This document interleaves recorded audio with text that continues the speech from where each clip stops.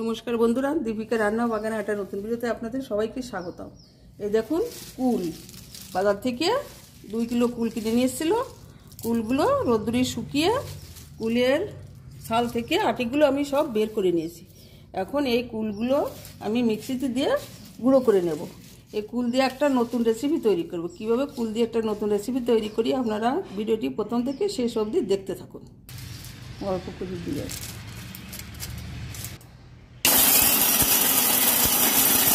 এখন এইগুলোকে আমি গুঁড়ো করে নিয়েছি। এখন চালুনি দিয়ে টেলে নেব।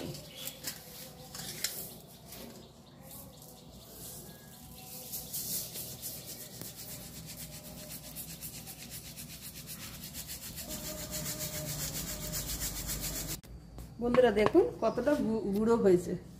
এই আমি সব টেলে নিয়েছি, অনেকটা গুঁড়ো হয়েছে কুলের। এখন এই কুল দিয়ে একটা নতুন রেসিপি তৈরি করব। বন্ধুরা দেখুন কড়াইতে গুড় দিয়ে দিয়েছি। গুড়টাকে আমি একটু ফুটিয়ে নেব। দানা গুড় দিয়ে দিয়েছি।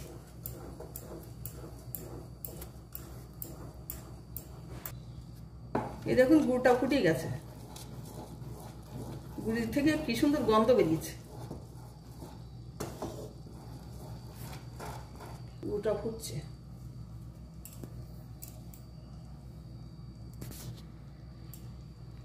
এখন আমি দিয়ে দিচ্ছি সেই কুলের গুঁড়ো করেছি সে গুঁড়োটা।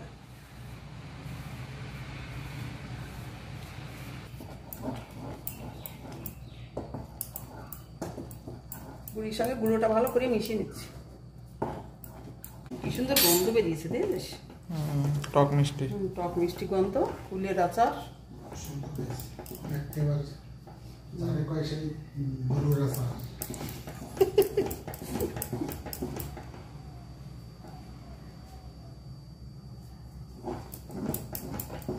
এগুলো কুলের আচার না, কুলের আচার বলে যে, একে বলে কুলের আচার।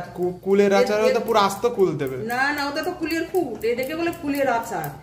এই দিয়ে দুধ দিয়ে ভাত দিয়ে খেতে হয়, হেভি লাগে।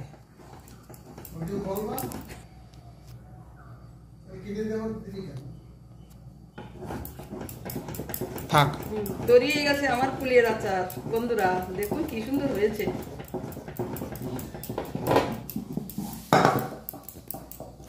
মনে হচ্ছে চকলেট গোলা। চকলেটের খুব সুন্দর লাগে খেতে। দুধের সঙ্গে খেতে হয়, দুধ দিয়ে ভাত দিয়ে। এই দেখুন কত সুন্দর হয়েছে। টেস্ট করে নেই। টেস্ট করে দেখ তো কেমন হয়েছে।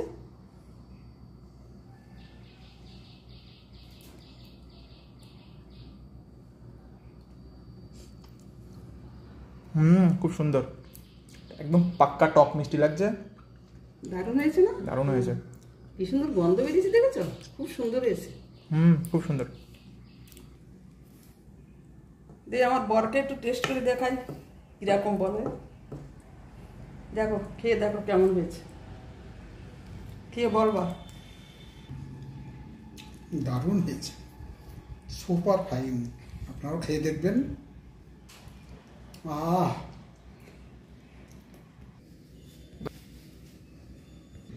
বন্ধুরা তৈরি হয়ে গেছে আমার কুলের আচার। কেমন লেগেছে আপনাদের এই ভিডিওটি আমাকে কমেন্টে জানাবেন। আর আমার ভিডিওটি লাইক আর শেয়ার করবেন। চ্যানেলে নতুন হলে সাবস্ক্রাইব করে অল অপশানটি প্রেস করবেন। আর আমার এই ভিডিওটি যারা ফেসবুক থেকে দেখছেন তারা পেজটিকে ফলো করবেন। ধন্যবাদ, সবাই ভালো থাকবেন। দেখা হচ্ছে পরের ভিডিওতে।